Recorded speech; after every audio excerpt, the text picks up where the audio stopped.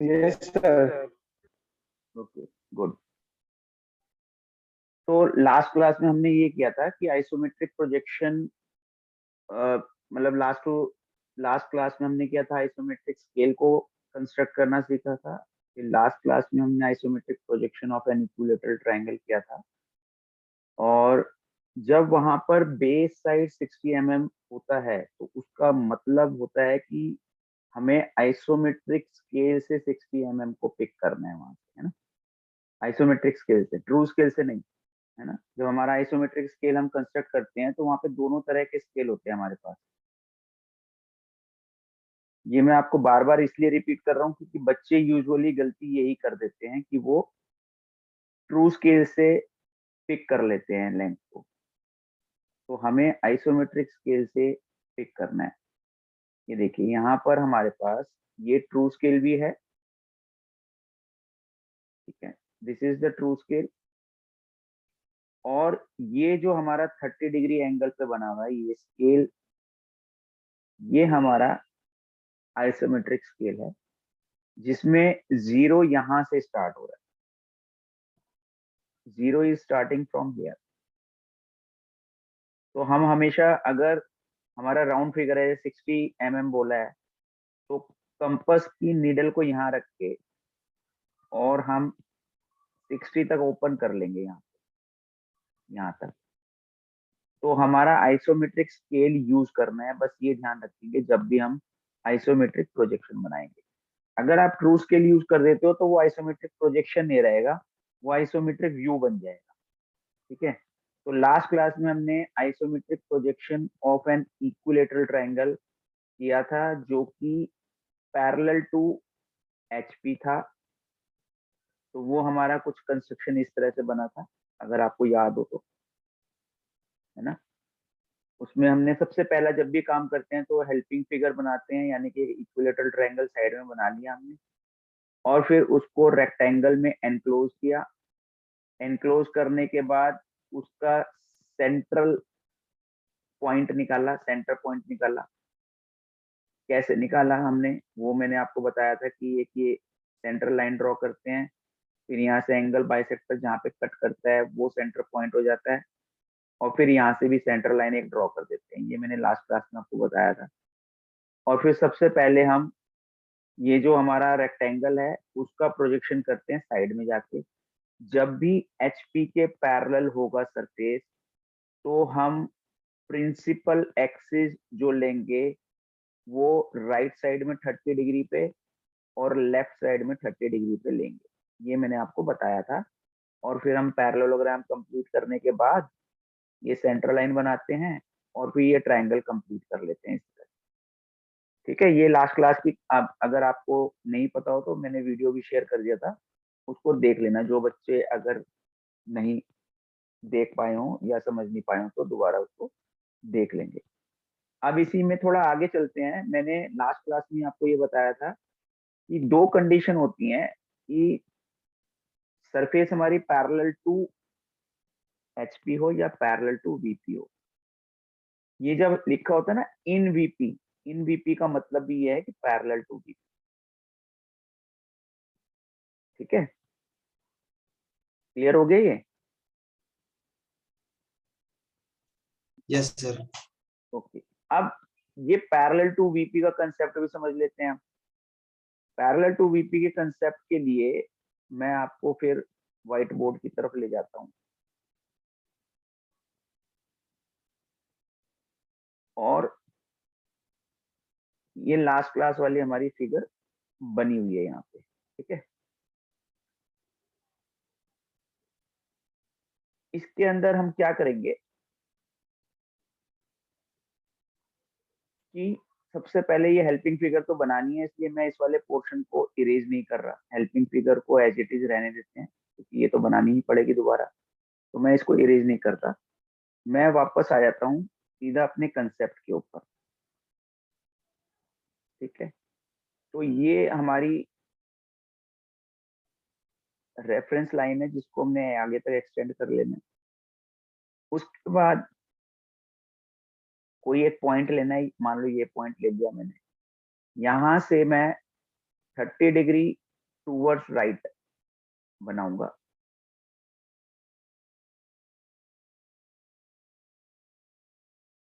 और कितनी लेंथ लूंगा उसकी, इसको भी समझना जरूरी है हमें, ठीक है। लेंथ में लूंगा ए बी जितनी,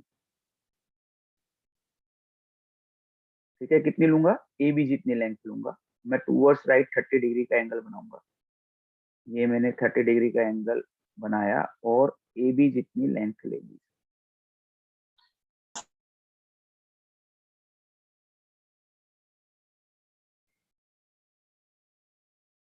अब मैं क्या करूंगा, मैं 90 डिग्री पे जाऊंगा।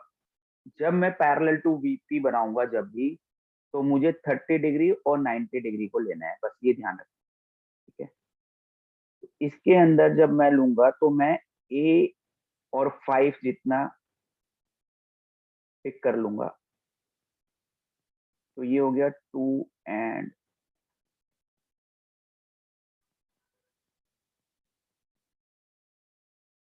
अप्रोक्स यहाँ तक है ये। क्लियर। अब मुझे क्या करना है, मुझे अपना पैरेललोग्राम कंप्लीट करना है।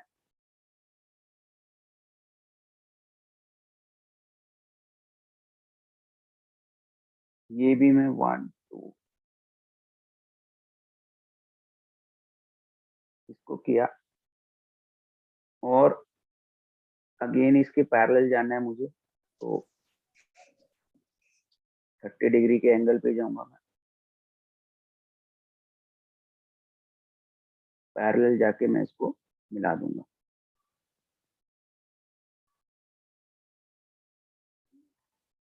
ठीक है। तो पिछली फिगर और इस फिगर में क्या डिफरेंस आया,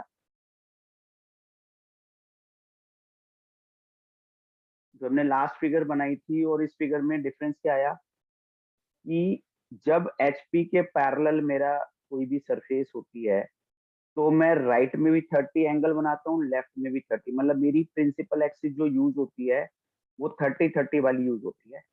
लेकिन जैसे ही मैं वीपी के पैरेलल जाऊंगा, तो मेरी एक प्रिंसिपल एक्सिस 30 डिग्री वाली और एक प्रिंसिपल एक्सिस 90 डिग्री वाली यूज होगी। ये दोनों चीजों में डिफरेंस रहेगा, ठीक है।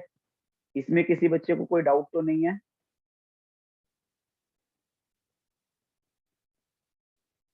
No sir. No sir. No sir. तो अब अगेन मुझे क्या करना है, इसका सेंटर पॉइंट लेना है। सेंटर पॉइंट हमारा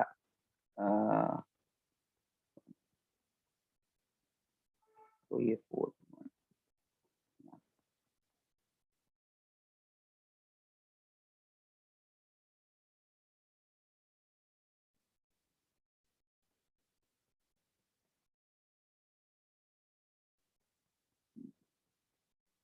तो मुझे अब ये इसका सेंटर लेने के बाद अप्रोक्सीमेटली यही आएगा सेंटर पॉइंट, है ना। यहाँ कहीं आना चाहिए सेंटर यस इसका, सर। ठीक है ना। तो यहाँ से मैं सेंटर लूंगा और इसके ऊपर सेंटर लाइन बना दूंगा। सेंटर लाइन आपको पता है कंसेप्ट कैसे बनती है।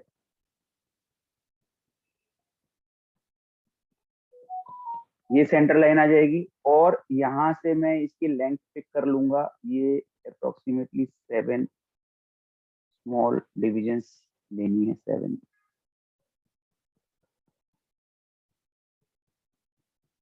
यहाँ पर, और मैं इधर भी centre line as it is, क्योंकि ये स्केल हमारा 30 डिग्री पे पैरेलल दे देगा, तो मुझे ज्यादा,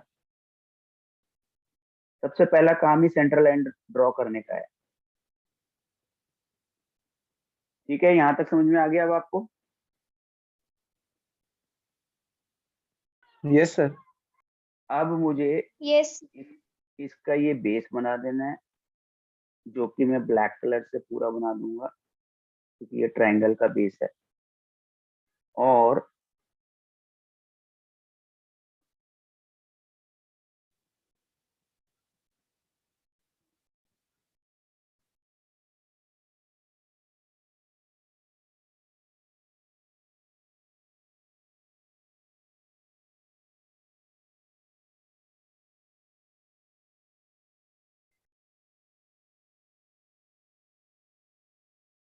ठीक है, ये थोड़ा सा आगे निकल गया है, इसको मैं इरेज कर देता हूँ।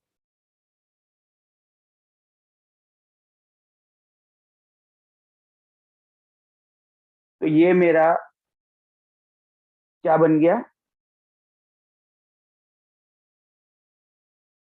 Isometric projection. आइसोमेट्रिक प्रोजेक्शन, ठीक है। और मैं इसको यहाँ पर डायरेक्शन ऑफ व्यूइंग दे दूंगा इस तरह से, यहाँ पर।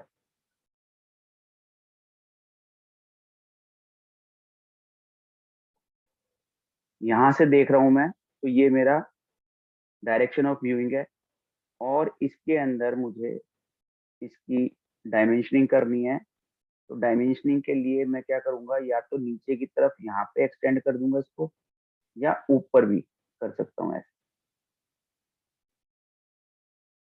प्रिंसिपल एक्सिस को ऐसे ऊपर की तरफ भी ले जा सकता हूँ। और फिर मैं यहाँ पर इसको डायमेंशनिंग मैं ऊपर भी दे सकता हूँ।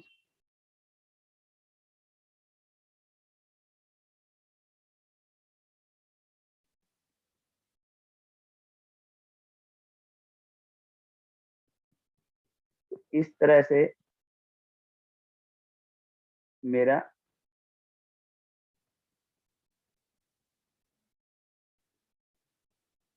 ये आइसोमेट्रिक प्रोजेक्शन कंप्लीट हो जाता है। अभी मेरा थोड़ा जल्दी हो गया क्योंकि मेरे पास हेल्पिंग फिगर ऑलरेडी बनी हुई थी, ठीक है ना। मैंने उस पर ज्यादा वो नहीं किया। तो ये मेरी हेल्पिंग फिगर बनी हुई थी और मैंने उसको आपको जब पैरेलल टू वीपी होगा तो मैंने उसको बता दिया, ठीक है। अब कुछ चीजें होती हैं जो हमें इसके अंदर थोड़ा सा देखना चाहिए, है ना। ये तो सिंपल सिंपल था, उसने बोला इक्विलेटरल ट्रायंगल है आपका और इक्विलेटरल ट्रायंगल से ही बनाइए, ठीक है। कई बार वो पोजीशन को ना स्पेसिफाई करेगा आपको क्वेश्चन के अंदर। यहाँ पे जब इक्विलेटरल ट्रायंगल बनाया तो हमने अपनी कन्वीनियंस से बना दिया कि भाई बेस को नीचे ले लो यहाँ पर और वर्टेक्स को ऊपर ले जाओ। ये हमने अपनी कन्वीनियंस देखी, क्योंकि हम यूजुअली ट्रायंगल ऐसे ही बनाते हैं। लेकिन ऐसे ही बनाया था हमने, ठीक है, ऐसे ही बना था हमारा ना, अभी जो बनाया था। Yes sir. ओके। अब कई बार वो हमें कुछ इंपॉर्टेंट चीजें बताएगा, कुछ हमें पोजीशन बताने की कोशिश करेगा। इसके अंदर मेरे को लग नहीं रहा कि इसके अंदर कुछ दे रखा है इसने ऐसा। वीपी कुमार में तो दे रखा है बहुत कुछ।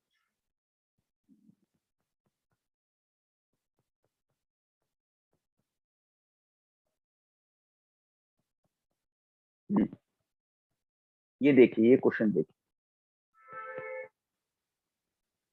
ये जो क्वेश्चन है इसके अंदर, draw the isometric projection of a regular hexagon of base side 30 mm। अब हमें बेस साइड दे दी इन वीपी। जब इन वीपी हुआ तो कौन सी कंडीशन आ गई, जो पहले की थी या जो आज किया है? सर जो आज किया है। जो आज किया है। Keeping two of its base parallel to H P, ठीक है। टू ऑफ इट्स बेसिस, ये इंपॉर्टेंट चीज आ गई इसके अंदर। देखिए, जब आप हेक्सागन बनाएंगे तो यूजुअली हम इसको हेक्सागन को ऐसा बनाते हैं,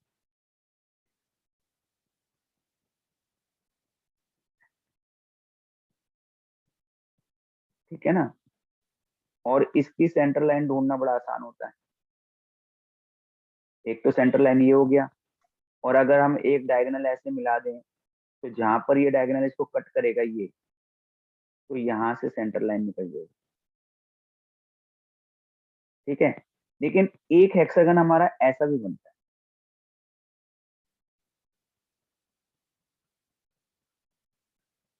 बनता है ना ऐसा। ऐसे यस ट्राइंगल सर। में भी हम, ट्राइंगल में भी हमारे पास ऐसा भी बन सकता है ट्राइंगल। ट्राइंगल ऐसे भी बन सकता है और ट्राइंगल ऐसे भी बन सकता है। तीनों कंडीशन में ट्राइंगल बन सकता है।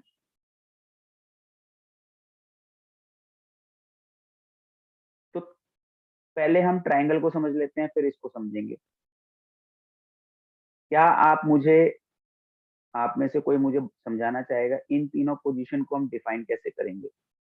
मुझे कैसे पता लगेगा कि मुझे कब कौन सा ट्रायंगल बनाना है? मुझे ये वाला ट्रायंगल बनाना है, या मुझे ये वाला ट्रायंगल बनाना है, या मुझे इस तरह से ट्रायंगल बनाना है? ये पोजीशन मुझे कैसे क्लियर होगी? ठीक है, अब इसका मैं समझाता हूं आप। हम यहाँ पर खड़े हैं, ये ऑब्जर्वर की पोजीशन है। ठीक है, हम यहाँ पे खड़े हैं। तो जब हम यहाँ खड़े हैं, बीच में ऑब्जेक्ट आ गया, तो सामने हमारे क्या होगा? ये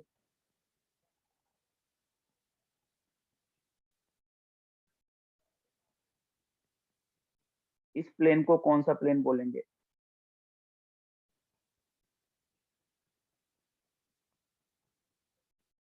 बताइए, जल्दी बताइए।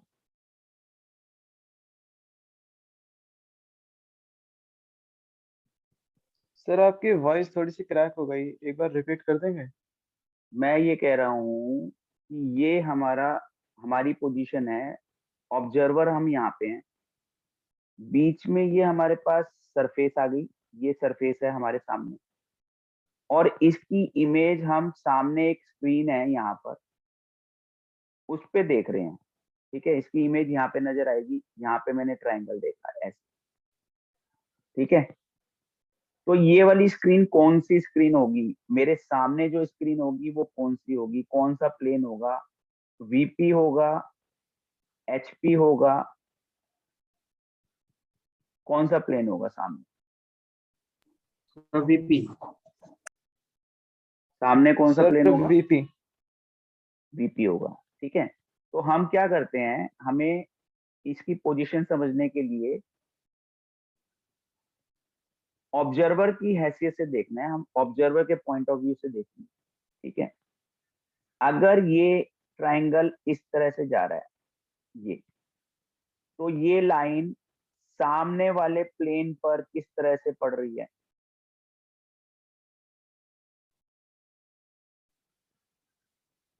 किस तरह से है ये?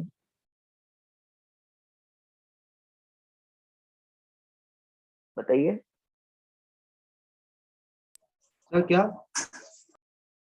ये मेरे पास, आपको मेरी आवाज वाकई में नहीं आ रही, या हमें कुछ आता ही नहीं है?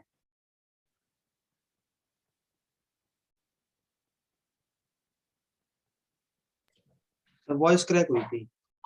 नहीं मतलब वॉइस सभी को क्रैक हो रही है, या सब सब चुपचाप बैठ गए कि हमें तो कुछ आता ही नहीं?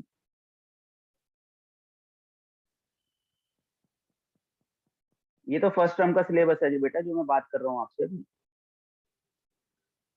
ये जो मैं बात कर रहा हूँ फर्स्ट टर्म का सिलेबस है, ऑर्थोग्राफिक प्रोजेक्शन। और अभी हमने मशीन ब्लॉक्स भी खत्म कर दिया, उसमें भी ऑर्थोग्राफिक प्रोजेक्शन आता है। हमने सेक्शन भी कर दिया खत्म, उसमें भी हमारा ऑर्थोग्राफिक प्रोजेक्शन है। सारा काम ऑर्थोग्राफिक प्रोजेक्शन का ही है। और अभी मैं आइसोमेट्रिक के बदले बस आपसे ये बात कर रहा हूँ ऑर्थोग्राफिक प्रोजेक्शन में, कि सामने कौन सा प्लेन होता है। तो आप मेरी वॉइस क्रैक कर गई। मैंने ये बोला कि इस ट्रायंगल की ये वाली साइड सामने किस तरह से बढ़ रही है, क्या रिलेशन है सामने वाली वॉल से इस लाइन का। मैंने आपको हिंट देने के लिए ये भी बना दिया, ये सिंबल भी बना दिया। ये क्या है?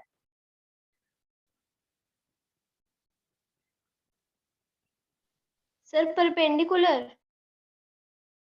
सब चीज तो मैं आपके सामने कर रहा हूँ, लेकिन मेरी वॉइस थोड़ा क्रैक कर जाती है जब आपसे मैं पूछता हूँ कुछ चीज। तो अगर हमें कोई चीज समझ नहीं आ रही तो हम उसको पूछें। नहीं, हम पूछेंगे भी नहीं। आप, मेरे को लग रहा है सिर्फ अटेंडेंस के पॉइंट ऑफ व्यू से आते हो क्लास के अंदर, और कोई रीजन नहीं है आप लोगों का। तो इसको बेसिकली आपको ये समझना है कि मेरी ये पोजीशन कब बनेगी ट्रायंगल की, जब वो ये कहेगा कि ट्रायंगल की एक बेस जो है वीपी पर परपेंडिकुलर है। तो मैं देखूंगा कि हाँ, ये वाली एज सामने जाके क्या होगी, परपेंडिकुलर हो गई, तो मैं ट्राइंगल इस तरह से बनाऊंगा। ये नहीं कि मैं हमेशा ऐसे ट्राइंगल बना दूंगा, हमेशा ऐसा ट्राइंगल नहीं बनेगा, उसकी पोजीशन को समझना जरूरी है। अगर पोजीशन को नहीं समझोगे तो फिर प्रॉब्लम हो जाएगी। तो अगर वो ये कहता है कि one of the side of the triangle या one of the base of the triangle या one of the edge of the triangle is perpendicular to VP, तो परपेंडिकुलर तो ऐसी जाएगी। ठीक है, मुझे ये लाइन बनाने की जरूरत नहीं है, मुझे पता है परपेंडिकुलर तो यही है लाइन, इस तरह से। ठीक है, अब परपेंडिकुलर बनाने के बाद मैं अपना ट्राइंगल यहाँ पर कंप्लीट करूंगा ऐसे। क्लियर हो गया कि मुझे कब बनाना है ऐसे triangle? Yes sir. Yes sir. अब आए थे दूसरी चीज पे। जब मैं ट्राइंगल को ऐसे बना रहा हूं तो ये लाइन वीपी से कैसा रिलेशन बना रही है?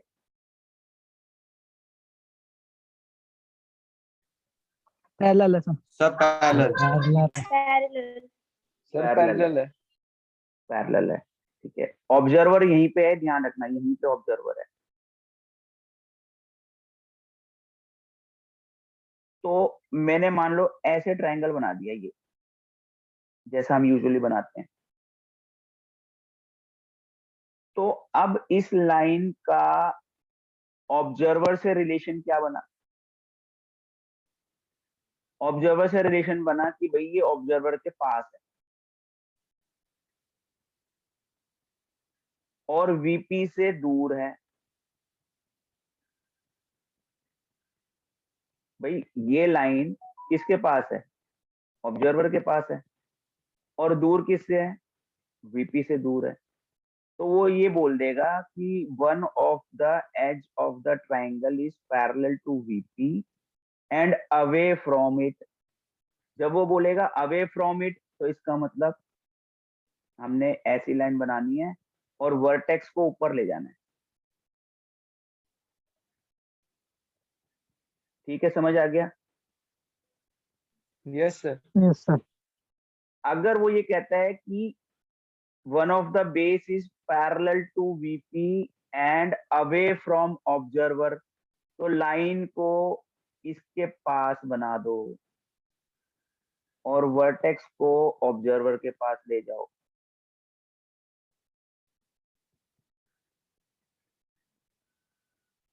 ठीक है, अब ये लाइन जो है पैरेलल टू वीपी भी है और नियर टू वीपी भी है, या अवे फ्रॉम द ऑब्जर्वर है। ये अवे हो गया ऑब्जर्वर से, क्योंकि ऑब्जर्वर के पास क्या आ गया?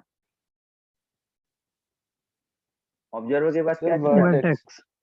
वर्टेक्स आ गया। ठीक है, तो हमें क्वेश्चन को पढ़ के ये समझना है कि मेरा ट्राइंगल किस तरह से बनेगा, बस। अगर हम पोजीशन समझ गए, अगर वहां पे सिंपल सा आया था इक्विलेटरल ट्राइंगल का आइसोमेट्रिक प्रोजेक्शन बनाओ, तब तो कोई प्रॉब्लम ही नहीं है। ठीक है ना? अब आ जाते हैं हम हेक्सागन पे या पेंटागन पे। अब मैं आपसे पूछूंगा पोजीशन, आप मुझे समझाएंगे। मैंने बनाया पेंटागन इस तरह से।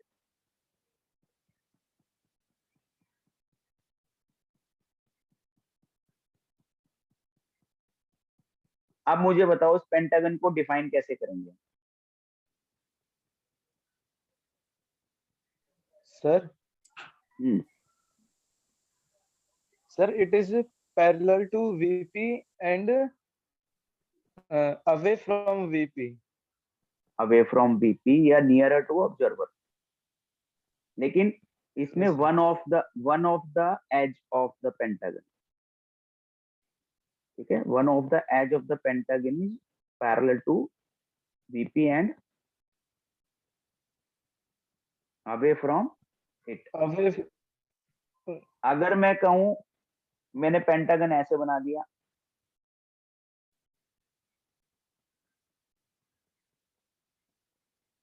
तो parallel to VP and nearer to VP. या नियर या अवे फ्रॉम ऑब्जर्वर। ठीक है, अगर मैं पेंटागन ऐसे बना दूं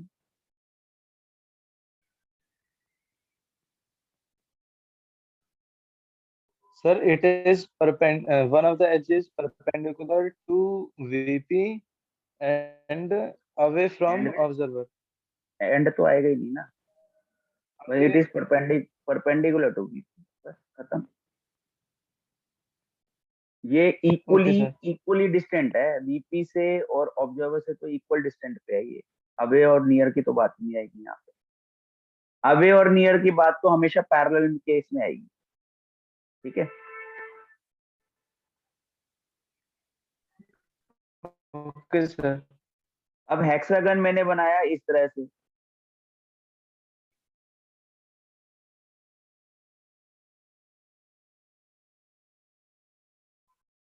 ये एज और ये एज का रिलेशन बताओ वीपी से क्या है? Sir, दोनों parallel parallel. to VP. One of two of the edges is parallel to VP, one is nearer to VP and one is nearer to observer. बस two edges are parallel to VP, बस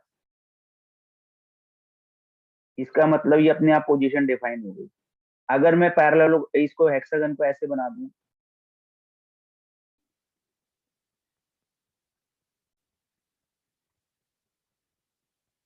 Sir, two of the edges are perpendicular to VP. ठीक है, clear हो गया position हमें, Yes, sir. Yes, sir. Yes, sir. ठीक है ना। तो इस तरह से हमें ये भी सोचना पड़ेगा कि हमारी फिगर बनेगी कैसे, ठीक है। अब यहाँ पर इसने बोला है keeping two of its base parallel to HP. अब मैं बेस को एचपी के पैरेलल रख रहा हूं, ये मेरी दो बेस हो गए पैरेलल टू एचपी, ठीक है, हो गए। एचपी यहाँ है, तो इसका मतलब ये जो पूरी की पूरी सरफेस है ना, ये पूरी की पूरी सरफेस वीपी से क्या संबंध बना रही है?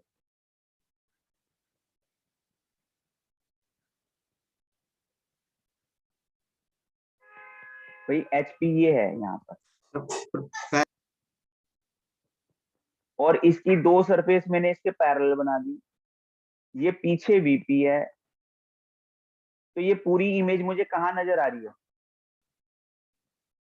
Sir, VP में. इसका मतलब ये VP. ये जो सरफेस है वो वीपी के अंदर है, या तो या पैरेलल टू वीपी है।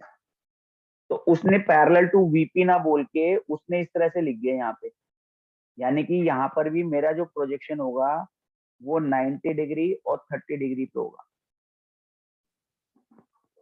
ठीक है। Yes, sir. ठीक है ना। Yes, sir. तो ये चीजें आपको समझनी पड़ेंगी इसके अंदर। ये देखिए, पैरेलल टू वीपी सरफेस हो गई, 90 डिग्री और 30 डिग्री। यहाँ पे मेरा डायरेक्शन ऑफ व्यूइंग आई थी, वही हमने किया। पहले हमने हेल्पिंग फिगर बनाई, हेल्पिंग फिगर बनाने के बाद उसके अंदर रेक्टेंगल बनाया, रेक्टेंगल के अंदर लाने के बाद हमने सेंटर लाइन बनाई, सेंटर ढूंढा और सेंटर लाइन बना दी, फिर उसका प्रोजेक्शन हम साइड में ले गए, ठीक है। तो इसको मैं आपको बना के नहीं दिखा रहा अभी, आप खुद बनाएंगे इसको। कब, कौन सी वाली कंडीशन में? जब पैरेलल टू वीपी वाली कंडीशन आ रही है, ठीक है। बनाएंगे आप सभी? Yes, sir. Yes, sir. Yes, sir. अच्छा. ठीक है ना। तो इसको आप बनाएंगे और फिर मुझे काम भेज देंगे, हम सैटरडे को क्लास रखेंगे, फिर सैटरडे को हम इसके ऊपर डिस्कशन करेंगे। कल तो आपको स्कूल आना ही नहीं है वैसे भी,